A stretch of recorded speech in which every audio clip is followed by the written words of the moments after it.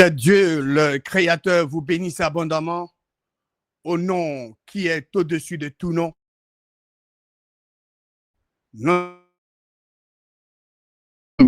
À la droite de notre Créateur et qui intercède pour les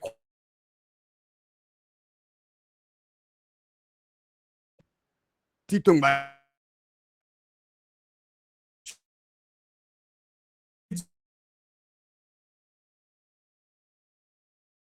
Partagé avec deux dieux s'affrontent, ayant opposé, et que chacun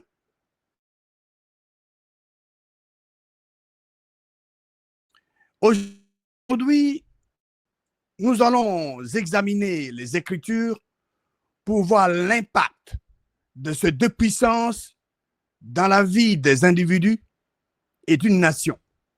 Donc, aujourd'hui, nous allons répondre à la question suivante. Quel est l'impact de ces deux puissances spirituelles opposées dans la vie des individus ou d'une nation? Quel est l'impact de ces deux puissances spirituelles opposées dans la vie des individus ou d'une nation? La puissance du seul vrai Dieu et celle de Satan sont clairement mentionnées dans le livre des Actes, chapitre 26. Nous avons eu le temps d'examiner cette écriture avec vous. Acte 26, versets 17 et 18, nous montre clairement que dans ce monde, il y a deux dieux. Dieu, le Créateur, et le diable. Et deux puissances spirituelles. La puissance du seul vrai Dieu et celle du diable.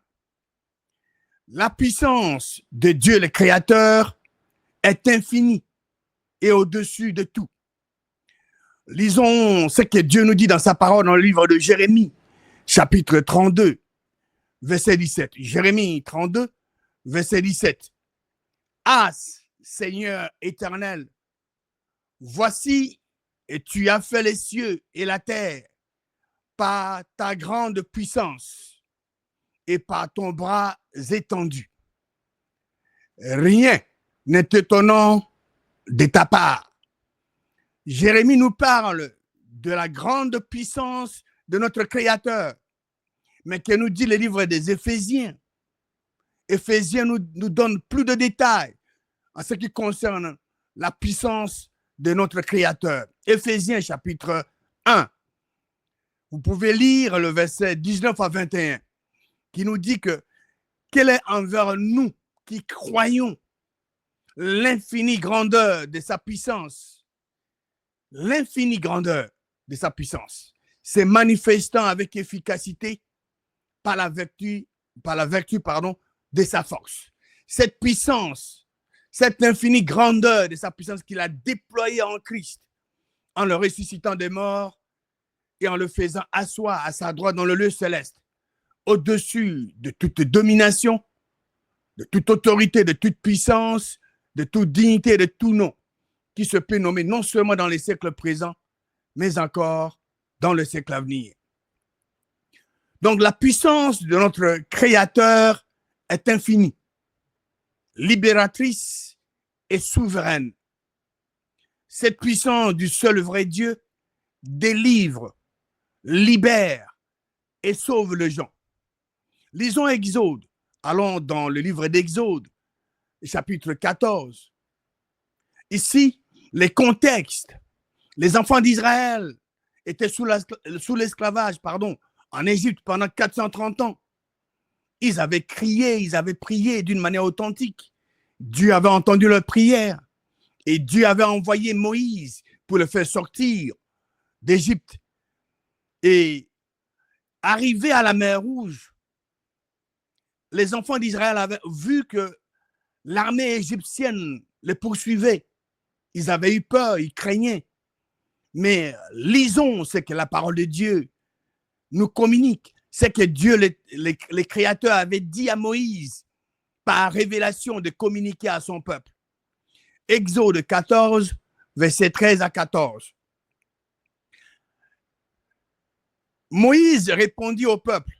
Donc ici, je voulais dire que Dieu manifeste sa puissance en délivrant Israël de l'esclavage d'Égypte.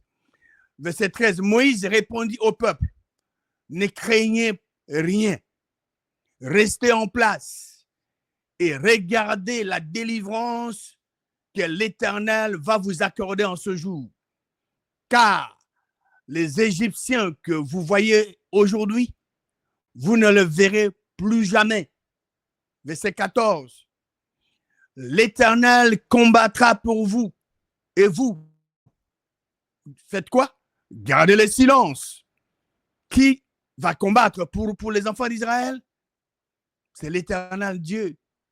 Donc, par sa puissance infinie, Dieu, le Créateur, avait combattu pour les enfants d'Israël quand ils obéissaient à Dieu, le Créateur. C'est très important. Dieu intervient dans votre vie quand vous faites la volonté de Dieu créateur. Tant que vous faites les contraires de sa volonté, lui ne peut pas intervenir dans votre vie. Il a fait ici pour les enfants d'Israël quand ils obéissaient à sa voix. Et la voix de Dieu, c'est sa parole. Donc, la puissance de Dieu, le Créateur, avait apporté la délivrance aux enfants d'Israël. La puissance du diable est limitée. Elle est destructive. Elle est destructrice et trompeuse. La puissance du diable est destructrice. Donc, je disais qu'elle est destructrice.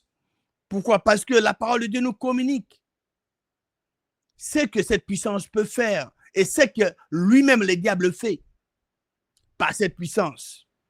Et Jésus-Christ avait exprimé cela d'une manière claire que vous et moi ne pouvons pas manquer. Et cela est dit dans l'évangile de Jean, chapitre 10, et au verset 10. Jésus-Christ a dit ceci: le voleur ne vient que. Le voleur ici, c'est le nom du diable. Le diable a plusieurs noms dans la parole de Dieu. Il est appelé le Lucifer, le serpent ancien, Satan, lion. Il a plusieurs noms dans la parole de Dieu. Mais ici, Dieu l'appelle, la parole de Dieu nous communique un autre nom de l'adversaire, le voleur. Si vous voulez connaître comment les diables opèrent en tant que voleur, vous devez chercher à comprendre comment un voleur agit dans la vie courante de gens. Jean 10, verset 10. Le voleur ne vient que pour faire trois choses: dérober, égorger et détruire. Les diables volent quoi? Ils dérobent quoi? Ils dérobent votre santé. Ils dérobent votre prospérité. Ils dérobent vos finances. Et tant d'autres choses merveilleuses. Selon la volonté de Dieu que vous devez en principe jouir, bénéficier. Lui, il dérobe ça, toutes ces choses. Lisons Hébreux. Hébreux chapitre 2, verset 14.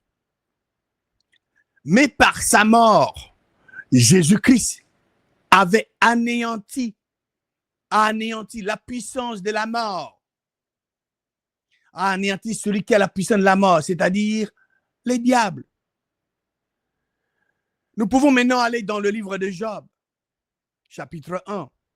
Et vous pouvez lire à la maison pour vous-même du verset 13 au verset 21. Job, chapitre 1. Job est le premier livre que Moïse avait écrit. Ensuite, Dieu lui a donné la révélation du livre de Genèse. Donc, si vous voulez connaître la méchanceté du diable, vous devez aller dans ce livre de Job. Dieu est infiniment bon. Le diable est infiniment mauvais. Donc, si vous voulez connaître ces deux caractéristiques, vous devez aller dans le livre de Job. Le livre de Job vous donne les détails en ce qui concerne la bonté infinie du vrai Dieu et la méchanceté du diable. Donc, par sa puissance, le diable, dans ce livre de Job, que vous pouvez lire pour vous-même à la maison, Par sa puissance, le diable tua les fils et les filles de Job. Nous allons voir maintenant l'impact de la puissance du diable dans la vie de Job. Qu'est-ce qu'il a fait, le diable? Le diable tua le bœuf et les ânesses de Job. Utilisant le sabéen, le diable tua les serviteurs de Job. Utilisant le feu, le diable tua le brebis et d'autres serviteurs de Job. Le diable avait utilisé le vent pour faire tuer les enfants de Job. Donc, la parole de Dieu dit que nous ne luttons pas contre la chair et le sang, mais contre les esprits méchants d'en haut, les esprits diaboliques. Vous voyez les hommes qui tuent les autres personnes. Vous voyez le feu qui brûle les gens. Vous voyez le vent qui cause des dégâts énormes et tue les gens. Mais derrière toutes ces choses, il y a la puissance destructive du diable. Mais qu'est-ce que les gens font? Les gens accusent le vrai Dieu pour ses actes causés par l'adversaire. Dieu n'est pas derrière ces choses. C'est le Dieu de ce monde, les diables, Satan, appelé Satan, qui utilise sa puissance pour détruire la vie des gens. Job, chapitre 1, lisons le verset 22. Malgré tout ce que le diable a fait pour ruiner la vie de Job, la parole de Dieu nous dit au verset 22 de Job, chapitre 1, en tout cela, Job ne pécha point et n'attribua rien d'injuste à Dieu le Créateur. Job savait que Dieu le Créateur est lumière et qu'il n'y a point de ténèbres en lui. Lisons maintenant le verset 7 de Job, chapitre 2. Job, chapitre 2, verset 7, qui dit la parole de Dieu. Et Satan se retira de devant la face de l'Éternel. Puis, il frappa Job d'un ulcère malin depuis la plante du pied jusqu'au sommet de la tête. Qui frappa Job d'un ulcère? La parole de Dieu ne dit pas que c'était Dieu le Créateur. Non.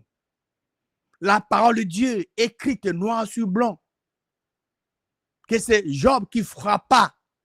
Pardon, c'est le diable, le Satan, qui frappa Job d'un ulcère. C'est Satan. Ce n'est pas le vrai Dieu qui cause qui donne de la maladie aux gens. Le vrai Dieu ne tue pas. Le diable est dans le business de tuer les gens et Dieu le Créateur Dieu le Créateur est dans le business de ressusciter les gens. Vous voyez le contraire? C'est le Satan, c'est le diable qui frappa Job d'un ulcère. Cela est dit clairement ici dans le livre de Job, chapitre 2, au verset 7. La puissance du diable a servi les hommes au péché et les aveugles. Allons dans le livre de 2 Timothée. 2 Timothée, chapitre 2, et lisons le verset 26. 2 Timothée, chapitre 2, verset 26. Revenant à leur bon sens pour se dégager de pièges du diable qui s'est emparé d'eux pour les soumettre à sa volonté. Le diable, le Dieu de ce monde, appelé Satan, par sa puissance, s'empare de gens et soumet les gens à sa volonté. Le diable possède, il contrôle les gens. Dieu, le Créateur, le vrai Dieu, le seul et unique vrai Dieu, ne possède pas les gens. Il ne contrôle pas les gens. Le seul vrai Dieu a donné aux gens la liberté de choisir. Vous décidez chaque jour ce que vous devez faire, n'est-ce pas? Vous êtes libre. Quand vous vous réveillez le matin, vous décidez de ce que vous devez faire. Dieu ne vous contrôle pas. Mais par contre, ceux qui sont possédés par les diables, ils sont contrôlés. Ils ne peuvent rien faire d'eux-mêmes. Les diables les utilise, leur communique ce qu'ils doivent faire. Le diable possède une puissance réelle mais limitée. Il a une puissance limitée. Et cette puissance détruit. C'est une puissance mensongère, esclavagiste. Le diable agit comme le Dieu de ce siècle. C'est un trompeur et c'est lui qui aveugle les hommes pour qu'ils ne croient pas à la vérité. Voyons maintenant l'impact de ces deux puissances spirituelles opposées dans la vie des individus et d'une nation dans le livre des Actes. Allons dans le livre des Actes. Nous allons dans le livre des Actes, chapitre 8, pour examiner les Écritures sur l'impact de la puissance du vrai Dieu et seul du diable. La puissance du seul vrai Dieu avait été opérée par un disciple appelé Philippe et celle du diable avait été opérée par le magicien, par les sorciers Simon. Actes chapitre 8, versets 3 et 4. Saul, avant, c'est son vrai nom, c'est le nom de l'apôtre Paul, afin qu'il ne devienne l'apôtre. C'est son nom, Saul.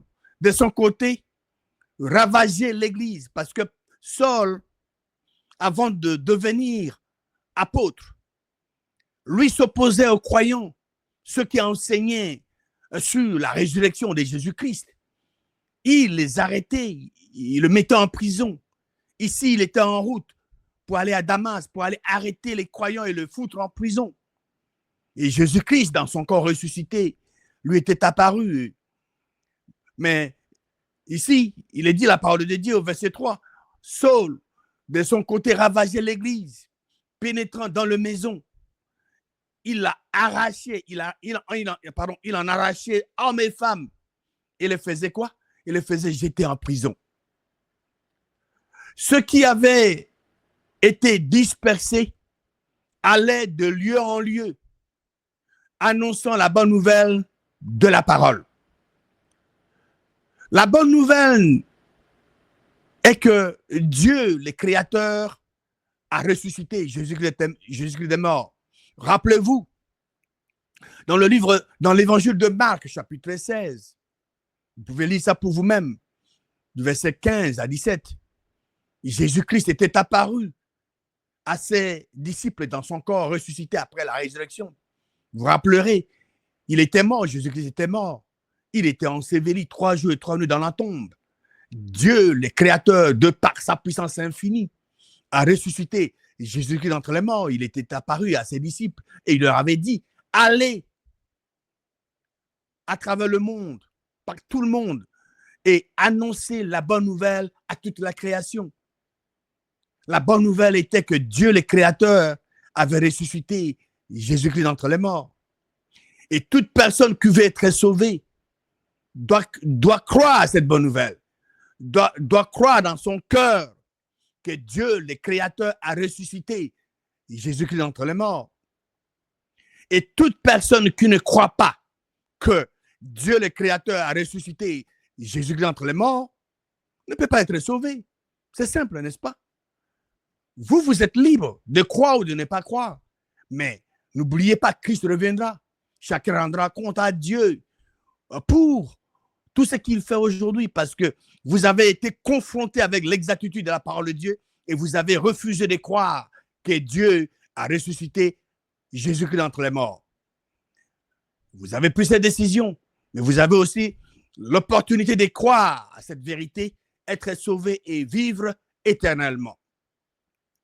Nous sommes en train d'examiner les Écritures sur l'impact de la puissance du seul vrai Dieu et seul du diable dans le livre des Actes, chapitre 8. Nous allons voir comment ces deux puissances ont impacté la vie des individus et d'une nation. Actes, chapitre 8. Lisons maintenant le verset 5 à 8. Philippe, étant descendu dans la ville de Samarie, il prêcha le Christ. La parole de Dieu dit que Philippe, descendu dans la ville de Samarie, il prêcha qui? Il ne s'est pas prêché lui-même. Il prêcha Christ. Christ, le Messie. Le Christ ressuscité. Il est vivant. Il est assis à la droite de Dieu. Et il reviendra. Que vous croyez, que vous y croyez ou non, Dieu l'enverra, il reviendra sur cette terre pour que les morts puissent ressusciter. N'est-ce pas merveilleux? Qu'est-ce qu'il a dit? La foule tout entière était attentive à ce que disait Philippe lorsqu'elles apprirent et virent le miracle que Philippe faisait. La parole de Dieu nous communique, nous dit que les foules tout entières étaient attentives à ce que disait qui? À ce que disait Philippe. Lorsqu'elles apprirent et virent le miracle que Philippe faisait. Qui faisait le miracle? C'est Philippe, un disciple fidèle qui faisait de miracles par la puissance de Dieu créateur qui était en lui. Philippe était né de nouveau de l'Esprit de Dieu. Philippe avait confessé de sa bouche le Seigneur Jésus. Philippe avait cru dans son cœur que Dieu a ressuscité Christ d'entre les morts. Et Dieu lui avait donné le don du Saint-Esprit. Il avait cette puissance. Il pouvait opérer cette puissance. Il pouvait manifester cette puissance et apporter la délivrance aux gens. Qu'est-ce qu'il est dit? Car des esprits impurs sortis de plusieurs démoniaques en poussant de grands cris et beaucoup de paralytiques et de boiteux furent guéris. Voici la démonstration de la puissance du vrai Dieu dans la vie des gens. Cette puissance qui libère les gens, qui sauve les gens, qui délivre les gens. La puissance du seul vrai Dieu a apporté la délivrance aux gens. Il est dit car des esprits impurs, les esprits diaboliques sortirent de plusieurs démoniaques en poussant de grands cris. Et beaucoup de paralytiques et de boiteux furent guéris. Continuez à examiner les Écritures sur l'impact de la puissance du seul vrai Dieu et seul du diable dans le livre des Actes, chapitre 8. Verset 8, il est dit, et il y eut une grande joie dans cette ville. Il y eut quoi? La parole de Dieu est claire. La parole de Dieu, le Créateur, dit qu'il y eut une grande joie dans cette ville. Pourquoi? Parce qu'un disciple, Philippe, qui avait la puissance d'en haut, la puissance de Dieu, avait agi sur la parole de Dieu en la prêchant aux gens de la Samarie. Les gens de la Samarie avaient cru à ce que disait Philippe, parce que la parole de Dieu dit que les foules tout entières étaient attentives à ce que disait Philippe. Il y eut une grande joie dans cette ville parce que la puissance du seul vrai Dieu était opérée ou manifestée par Philippe. Cette puissance du seul vrai Dieu a apporté la délivrance dans la vie des gens de Samarie. Quel était le résultat de la parole de Dieu prêchée par Philippe aux gens de la Samarie? Vous avez déjà la réponse. Il y eut une grande joie dans cette ville parce que la puissance du seul vrai Dieu était opérée ou manifestée par Philippe. Parce que la puissance du seul vrai Dieu manifestée par Philippe a apporté la délivrance aux gens. Parce que la parole de Dieu nous dit, car des esprits impurs, les esprits diaboliques, sortis de plusieurs démoniaques, en poussant de grands cris, et beaucoup de paralytiques et de boiteux furent guéris. Et c'est exactement ce que cette parole de Dieu peut faire pour chacune de nos villes. Si les gens qui y vivent et croient à cette parole merveilleuse du seul vrai Dieu. Comme nous l'avions déjà dit si haut, nous qui sommes nés de nouveau de l'Esprit de Dieu, avons Dieu en Christ en nous. Nous avons la puissance infinie du vrai Dieu en Christ en nous. Avec cette puissance du seul vrai Dieu qui habite, qui demeure en nous, c'est une sémence. Nous avons la capacité de détruire les œuvres du diable. Nous avons la capacité de détruire les œuvres de l'adversaire. Quand Jésus-Christ était apparu, c'est ce qu'il avait fait. Il avait détruit les œuvres du diable. La vérité que nous prononçons avec audace va démolir les bastions de l'adversaire dans les différentes cultures de nos nations. Pourquoi? Parce que la parole de Dieu, lumière, puissante et efficace. Nous sommes en train de voir les résultats de la parole de Dieu prêchée par Philippe aux gens de la Samarie. Quand nous prononçons cette parole du vrai Dieu, cette parole de Dieu qui est lumière, cette parole de Dieu qui est puissante, dissipe les ténèbres qui nous entourent. Cette parole guérit et libère les gens. Peu importe le nombre des incroyants, peu importe le nombre de négativités, nous pouvons faire une différence. Nous faisons un impact spirituel aussi longtemps que nous prononçons audacieusement la parole du seul vrai Dieu avec amour. C'est ce que nous voyons dans le livre des Actes, chapitre 8. Nous qui sommes nés de nouveau de l'esprit du seul vrai Dieu, avons la responsabilité de réconcilier les autres à Dieu le Créateur en prononçant la parole du seul vrai Dieu avec audace. N'oubliez pas qu'en tant que croyants nés de nouveau, nous avons 5 droits de filiation. Nous sommes justes, nous avons la justice des dieux, nous avons la sanctification, nous avons la rédemption et nous avons le ministère de la réconciliation. Dieu le Créateur vous a donné, vous et moi, vous a donné sa puissance infinie. Il vous a donné sa parole et il vous a donné le ministère de la réconciliation afin que vous puissiez réconcilier les gens de ce monde à lui. Dieu, Créateur, nous a jugés dignes et capables et nous a confié la parole et le ministère de la réconciliation pour que nous puissions réconcilier les gens de ce monde à lui. Voyons ce que Simon le magicien faisait avant que Philippe prêche la parole du seul vrai Dieu aux gens de la Samarie. Actes chapitre 8. Lisons maintenant le verset 9 à 13. Verset 9. Il y avait auparavant dans la ville un homme nommé Simon qui se donnait pour un personnage important, exerçait la magie et provoquait l'étonnement du peuple de la Samarie. Simon avait provoqué l'étonnement du peuple de la Samarie par ses actes de magie et de la sorcellerie. Verset 10. Tous, depuis le plus petit jusqu'au plus grand, l'écoutaient. Donc, écoutez Simon, les sorciers, le magicien. Donc, je reprends tous, depuis le plus petit jusqu'au plus grand, l'écoutaient attentivement et disaient, celui-ci est la puissance de Dieu, celle qui s'appelle la grande. C'est ce que nous voyons aujourd'hui dans des églises. Quand les gens vont dans des églises, ils vont des spectacles. Les gens qui pratiquent la magie, la sorcellerie, qui envoûtent les gens, font des pratiques que Jésus-Christ n'a jamais fait. Parce que quand vous allez dans une église, vous devez savoir que Jésus-Christ est notre modèle.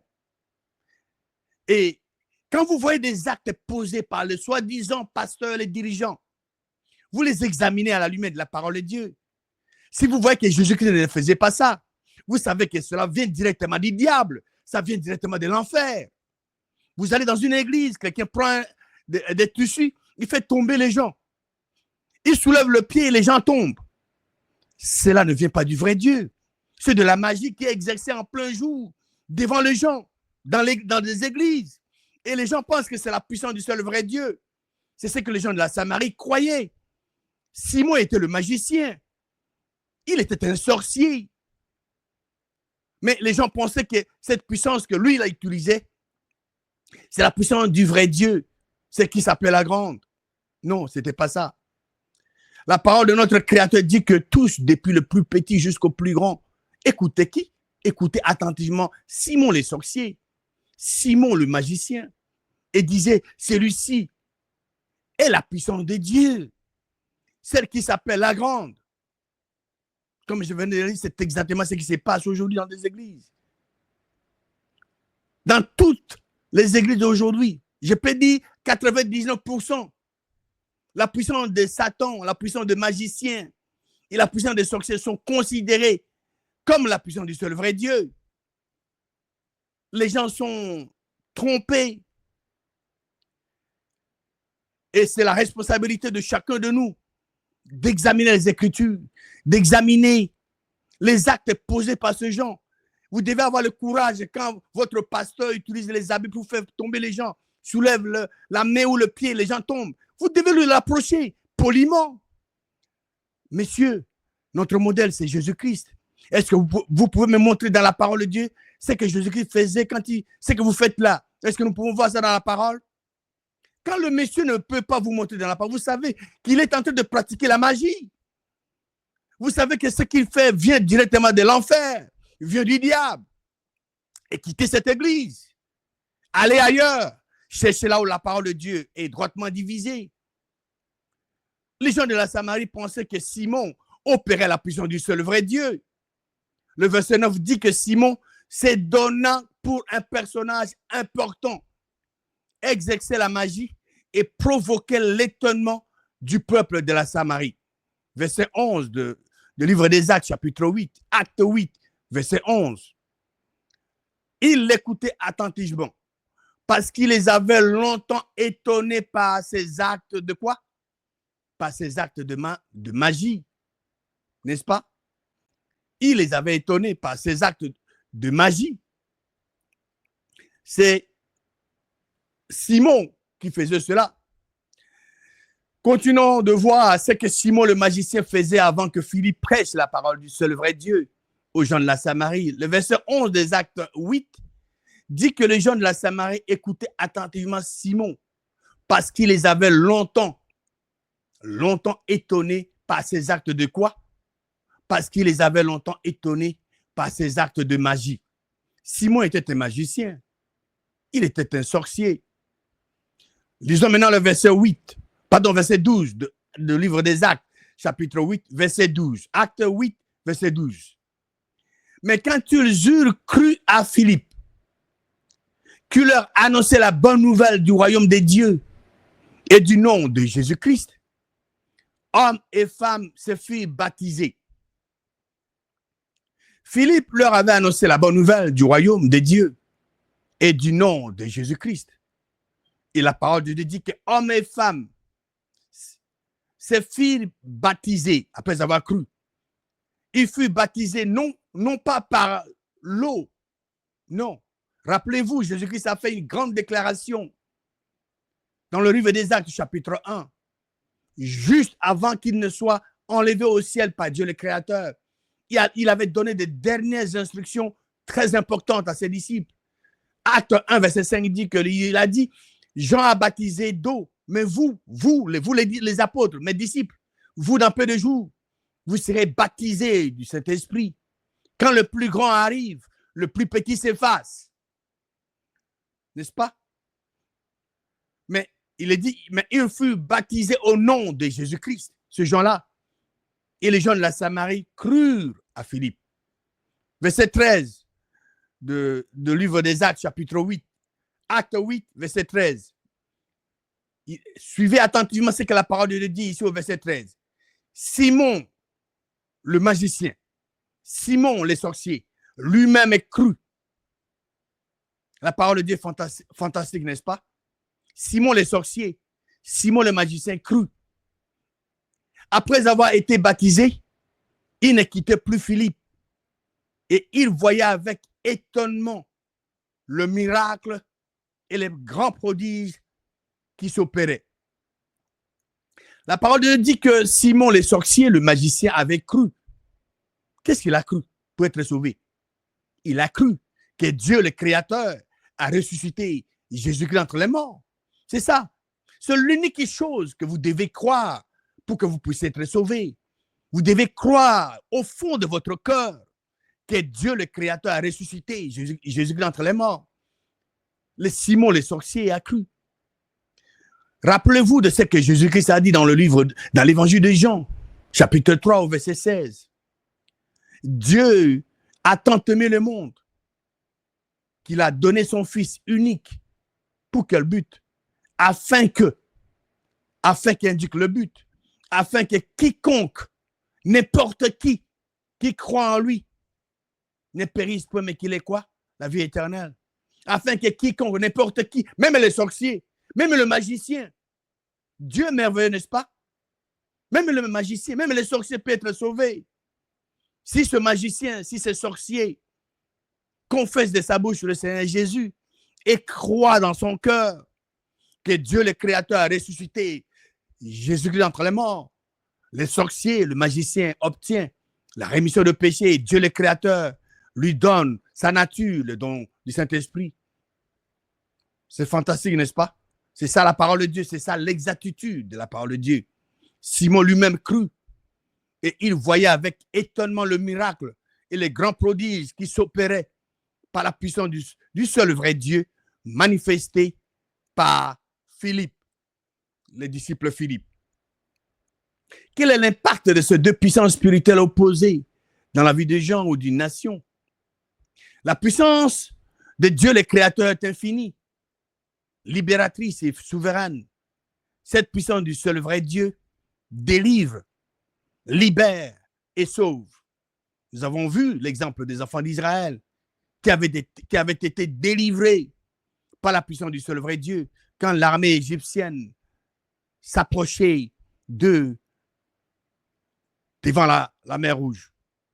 Quand la puissance du seul vrai Dieu était opérée ou manifestée par Philippe, les disciples, le fidèle disciple, on a vu qu'il y a eu une grande joie dans la ville de Samarie. Simon, le magicien lui-même, crut et il voyait avec étonnement le miracle et les grands prodiges qui s'opéraient par la puissance du seul vrai Dieu opéré ou manifesté par Philippe. La puissance du diable est limitée, elle détruit, elle est trompeuse. La puissance du vrai Dieu, la puissance du diable a servi les gens, a servi les hommes au péché et les aveugles. Nous avons vu, Simon avait étonné les gens. Il les avait étonnés par ses actes de magie. Donc, les gens pensaient que ce que Simon faisait, c'était la puissance du seul vrai Dieu, pendant que ce n'était pas la puissance du vrai Dieu. Non. Quel est l'impact de la puissance du diable dans la vie des gens de la Samarie? Quand la puissance du diable était opérée ou manifestée par ces magiciens, ces sorciers, Simon, on a vu que les gens de la Samarie étaient asservis. C'est pourquoi nous vous exhortons, c'est ça. Voici notre exhortation, voici notre conseil, voici ce que nous vous proposons. Passons des ténèbres à la lumière et de la puissance de Satan à du seul vrai Dieu. Marchons dans la lumière de sa parole et manifestons la puissance infinie du seul vrai Dieu pour apporter la délivrance aux gens qui en ont grandement besoin. Que le seul vrai Dieu vous bénisse abondamment au nom triomphant de Jésus-Christ.